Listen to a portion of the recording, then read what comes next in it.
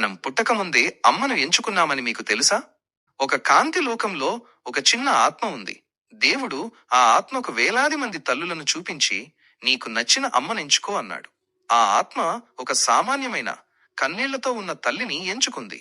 దేవుడన్నాడు, బిడ్డా, ఆమె పేదది, నీకు ఖరీదైన బొమ్మలు కొనివ్వలేదు. పైగా ఆమె జీవితం చాలా కష్టాలతో నిండి ఉంది అన్నాడు. ఆత్మ నవ్వి ఇలా అంది, పర్వాలేదు దేవుడా, ఆమె కళ్ళలో నాకు అనంతమైన ప్రేమ కనిపిస్తోంది. ఆ ప్రేమే నాకు చాలు అన్నది ఆత్మ. అలా ఆ ఆత్మ తల్లి గర్భంలోకి చేరింది.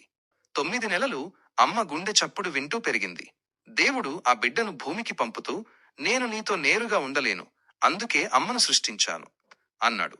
మనం అమ్మను ఎంచుకోలేదు. మన మధ్య ఉన్న రుణానుబంధం మనల్ని కలిపింది. అందుకే అమ్మను ప్రేమించండి, ఆమెను గౌరవించండి. ఈ కథ మీ మనసుని తాకితే మీ అమ్మ గురించి ఒక మాట కింద కామెంట్స్ లో తెలియజేయండి.